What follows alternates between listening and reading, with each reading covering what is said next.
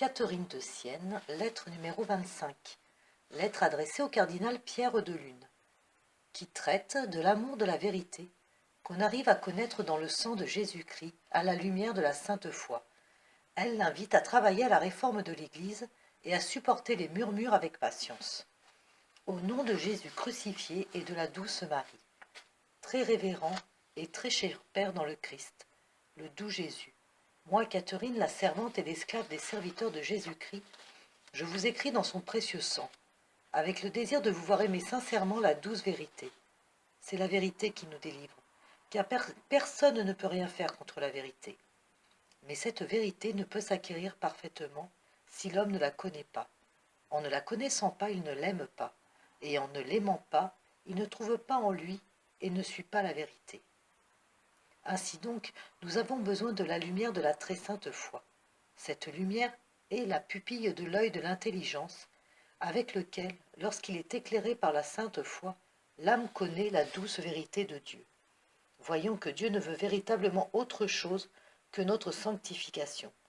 Tout ce qu'il nous donne, ou tout ce qu'il nous permet en cette vie, n'a d'autre but que de nous sanctifier en lui. C'est ce qui prouve que Dieu ne veut pas autre chose de nous, qui nous a créés à son image et ressemblance, pour que nous jouissions de lui et que nous participions à son bonheur éternel. C'est le sang de son Fils unique, répandu avec un si ardent amour, c'est ce sang qui nous a fait renaître à la grâce. Car si Dieu n'avait pas vu et voulu notre bien, il ne nous aurait pas donné un semblable Rédempteur. C'est donc dans ce sang que nous connaissons la vérité à la lumière de la très sainte foi qui éclaire l'œil de l'intelligence. Alors l'âme s'embrase et se nourrit dans l'amour de cette vérité. Et par amour de la vérité, elle préférerait la mort à l'oubli de la vérité.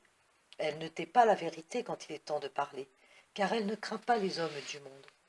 Elle ne craint pas de perdre la vie, puisqu'elle est disposée à la donner par amour de la vérité. Elle craint Dieu seul. La vérité reprend hautement, parce que la vérité a pour compagne la sainte justice, qui est une perle précieuse qui doit briller en toute créature raisonnable, mais surtout dans un prélat. La vérité se tait quand il est temps de se taire, et en se taisant elle crie par la patience, car elle n'ignore pas, mais elle discerne, et elle connaît où se trouve plus l'honneur de Dieu et le salut des âmes.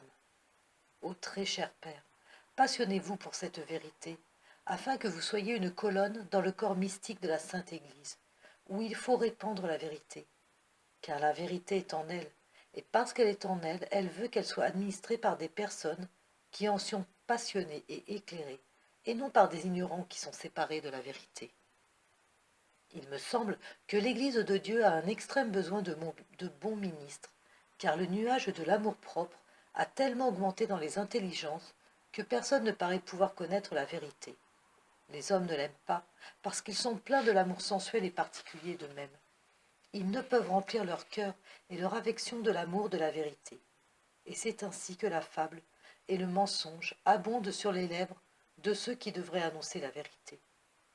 Je puis, mon très cher Père, vous assurer que les choses en sont ainsi, car dans le lieu où je me trouve, sans parler des séculiers, dont beaucoup sont méchants et peu sont bons, les religieux, les clercs, et surtout les frères mendiants, qui sont chargés par la douce épouse du Christ d'annoncer et de répandre la vérité, l'oubli et l'outrage du haut de la chair.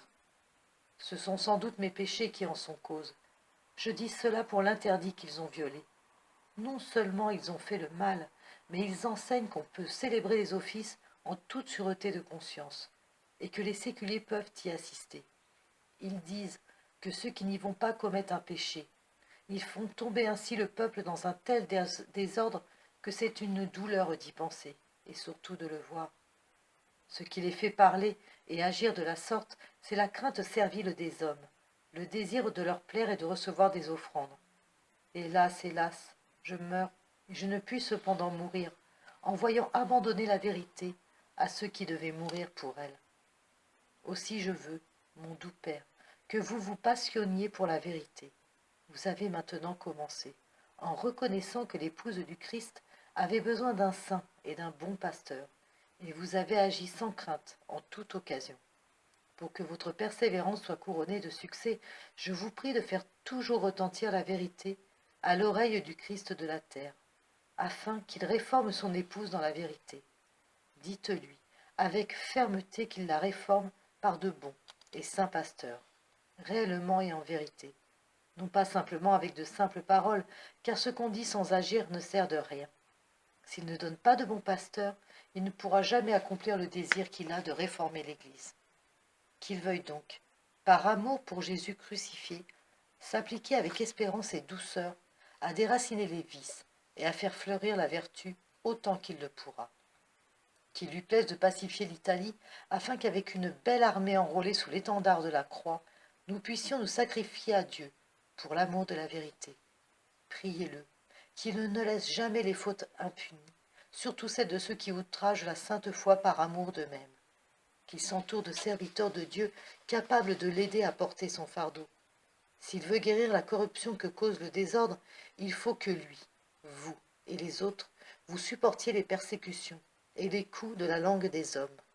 Mais si vous aimez la vérité, avec la perle précieuse de la justice, enchâssée dans la miséricorde, en n'imposant à personne au-delà de ses forces, ne vous inquiétez de rien.